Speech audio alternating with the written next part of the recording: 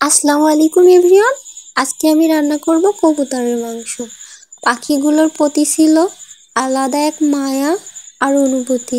পরিবারের সদস্যগুলো যেমন নিজের খাবার নিজে নিয়ে খায়, ঠিক তেমনই পাখিগুলাও ক্ষুধা লাগলে ঘরের মধ্যে ঢুকে তারপরে খাবার দিলে খাবার খায় ঠিকই, ধরতে গেলে বুঝে যে এখন আমাদের ধরবে।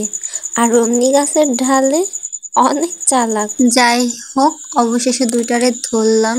মায়া করতেছে, কিছু করার নাই, বাস্তবতা তো মানতে হবে।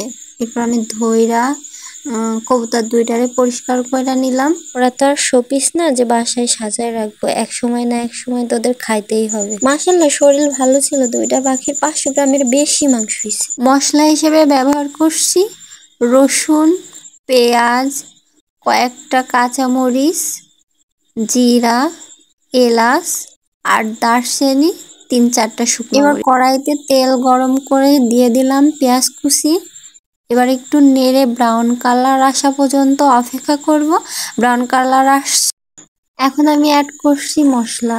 এবার ভালো মতো নাড়তে হবে যেন না লেগে যায় আর কাঁচা গন্ধটা যেন না থাকে মশলার।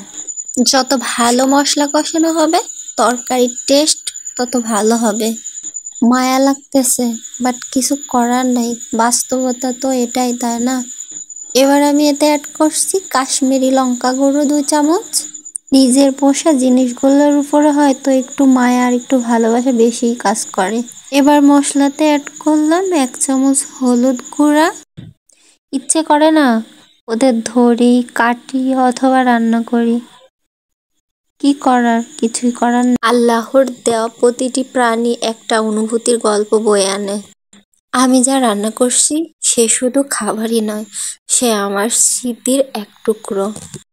কতদিন ছিল আমাদের সাথে। সকাল হলে ওদের মিষ্টি বাকবাকুম ডাক। প্রথম সকালটাই শুরু হতো ওদের ডাক দিয়ে। হয়তো জীবনের নিয়মই এমনই, কারোর না কারোর থেকে বিদায় নিতেই হবে। আমাদের জীবনে এমন অনেক মুহূর্ত আসে যখন পেটের ক্ষুধা আর মনের কষ্ট একসাথে মিশে একাকার হয়ে যায়।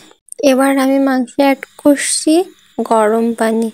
আমি যেহেতু কবুতর ভুনা করব, এরপরে দিয়ে দিলাম আমার কেটে ধুয়ে রাখা পরিষ্কার করা মাংসগুলো। ভালোভাবে মশলার সাথে নেড়ে চেড়ে কষাইতে হবে যাতে ভালোভাবে মাংসগুলোর মধ্যে মশলা ঢোকে। মশলার ঘ্রাণ আর কবুতরের স্মৃতি মনটাকে একটু আবেগী করে তুলছে। আলহামদুলিল্লাহ, আমার মাংস রান্না শেষ। এতে অ্যাড করলাম 2 চামচ জিরার গুঁড়া আর কয়েকটা কাঁচামরিচ। আল্লাহ আমাদের যেন সবসময় সহজ পথ দেখান আর প্রতিটি প্রাণীর প্রতি ভালোবাসা রাখার তৌফিক দান করুন। আসসালামু আলাইকুম ওয়া রাহমাতুল্লাহি ওয়া বারাকাতুহু।